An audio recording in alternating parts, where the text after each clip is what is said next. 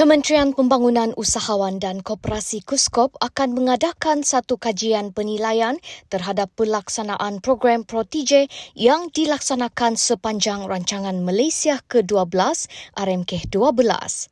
Menteri Pembangunan Usahawan dan Koperasi Datuk Iwan Benedict berkata, kajian penilaian itu penting bagi membolehkan kementeriannya meneruskan program itu dalam RMK-13.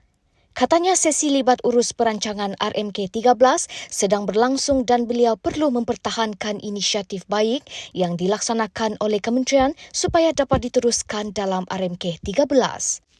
Iwan berkata program Pro-TJ adalah platform kepada mahasiswa dan graduan untuk menerokah peluang pekerjaan dengan penglibatan syarikat-syarikat yang ingin mengambil mahasiswa sebagai pelatih dan seterusnya bekerja dengan syarikat mereka.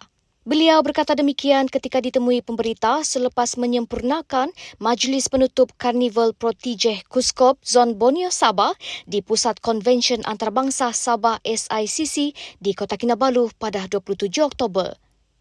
Iwan berharap usaha-usaha yang dilaksanakan oleh KUSKOP selama ini dapat membantu merealisasikan matlamat Malaysia menjadi sebuah negara keusahawanan yang unggul di mata dunia. Beliau menyeru kepada para peserta supaya menjadikan program Pro-TJ ini sebagai rujukan dalam mencari kerjaya dan keusahawanan. Terdahulu ketika berucap, Iwan berkata Pro-TJ menyediakan platform graduan untuk menimbah pengalaman menjalani latihan dalam pekerjaan di syarikat swasta di bawah program penempatan latihan kerjaya graduan bersama industri atau program Pro-TJ Ready to Work, Pro-TJ RTW. Berdasarkan rekod, seramai 31,484 graduan telah mendapat manfaat daripada program Pro-TJ RTW daripada tahun 2021 sehingga September tahun 2024. Sehingga kini seramai 2,324 peserta yang melibatkan 149 syarikat daripada Sabah telah menyertai program Pro-TJ RTW.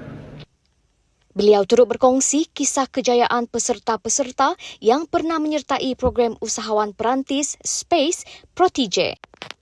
Saya ingin berkongsi beberapa success story peserta yang pernah menyertai program usahawan perantis Space Pro-TJ, yaitu saudara Syed Muhammad Hafiz Sini Muhammad yang merupakan pemilik Sini Food and Beverage Tenderan Berhad yang telah mengolah resepi mi sotong dengan menggunakan teknologi retro.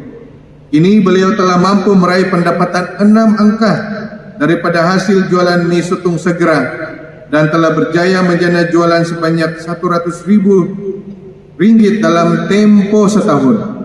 Beliau telah menyertai program Space Pro-TJ pada tahun 2022 dan menerima grant sebanyak RM10,000 daripada Pro-TJ KUSKOP yang dilaksanakan di bawah Dr. Salman bagi mengembangkan perniagaan.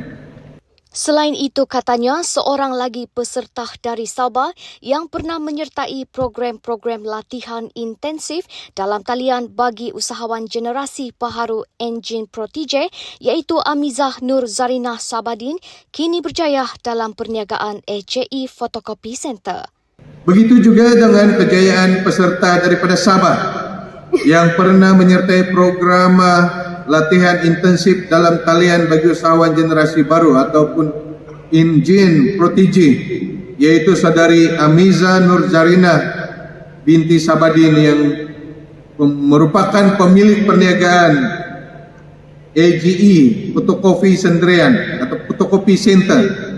Beliau telah menerima grant sebanyak RM4,000 dan telah menggunakannya untuk membeli mesin pencetak dan pemutung stiker. Kini beliau telah berjaya menggaji seramai 3 orang pekerja berbanding hanya seorang pekerja sebelum itu. Nabalu News Portal, Suara Rakyat.